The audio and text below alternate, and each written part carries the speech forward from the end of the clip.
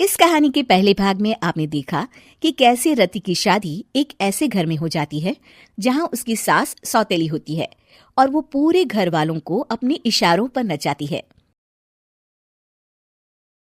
रति छत से सूखे कपड़े उतार कर ले जा रही थी कि तभी उसकी नजर लक्ष्मी पर पड़ती है, जो किसी तरह चोरी से सुनील की अलमारी खोलने की कोशिश कर रही होती है। अरे, ये माँ जी को क्या हो गया? चोरों जैसे क्यों आप मेरी अलमारी खोल रही हैं माँ जी? आपको क्या चाहिए मुझे बताइए। अरे वाह, क्या चाहिए मुझे बताइए। अरे मैं इस घर की मालकिन हूँ, पूरा घर मेरे इशारों पर नाचता है और तुम्हें बताऊं कि मुझे क्या चाहिए? हट यहाँ से। और वो उसे जोर से धक्का देती है।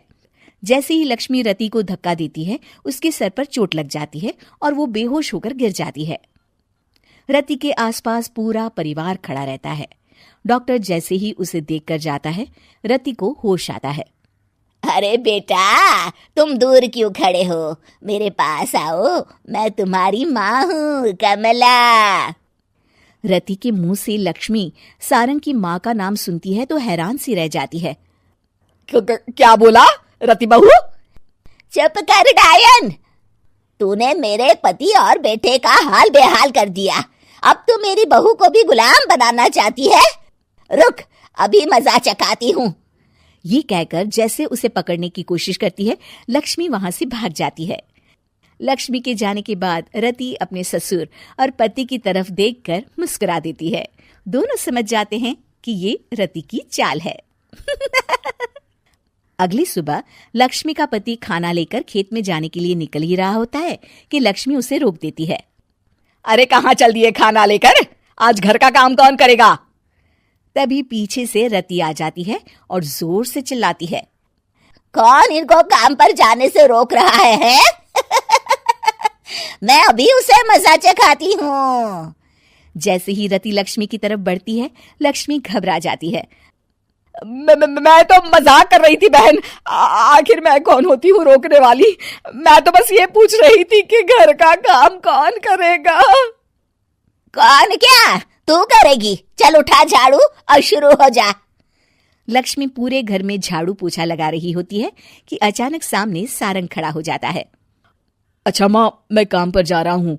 रति के मामा की फैक्ट्री है, मैं वहां आज से मैनेजर के तौर पर काम करूंगा। सैलरी भी अच्छी है। अरे सारंग, तुझे क्या जरूरत पड़ गई काम करने की? और बेटा, तू बाहर काम करेगा तो इस बड़े से घर को मैं कैसे संभालूंगी? अभी तो पूरा काम बाकी पड़ा है। तभी वहां रति आ जाती है। अरे बेटा सारंग, जा, नौकरी पे जा रहा है ना, जा। और हाँ, आते वक्त घर के लिए सब्जियां ले आना। ये लक्ष्मी बैठी बैठी मोटी हो रही है, जरा काम भी तो कर ले। सारंग के जाने के बाद, अच्छा लक्ष्मी, सुन जरा यहाँ। लक्ष्मी अपनी बहू रति को सारंग की पहली माँ जो मर गई है वो समझकर उसके पास जाती है। अरे बहन, ऐसा क्या हो गया जो तुम्हें वापस आना पड़ा? मैं तो बड़े ही प्यार से इस परिवार को चला रही थी। प्यार से तो मैं बहुत साल से तुझे मजा चखाना चाहती थी, लेकिन किसी औरत का शरीर मुझे नहीं मिल रहा था प्रवेश करने के लिए। अब से ना मैं बहू के शरीर में रहूंगी। और हाँ, तूने कोई भी चालाकी दिखाई या मेरे घर के लोगों को परेशान करने की कोशिश की तो तेरा गला दबा दूंगी। लक्ष्मी रति के मुंह से ये सुनकर डर जाती है और शाम को अपने बेटे और पति के सामने जाकर कहती है, तुम दोनों मुझे माफ कर दो। मैं अब तुम दोनों को कभी परेशान नहीं करूंगी। और बहू, तुम मेरी बेटी की तरह हो, बस अब बेटी की तरह ही बनकर रहना। लक्ष्मी उन लोगों को इतना कहकर वहां से चली जाती है और उसके जाने के बाद तीनों एक दूसरे की तरफ देखकर हंस देते हैं।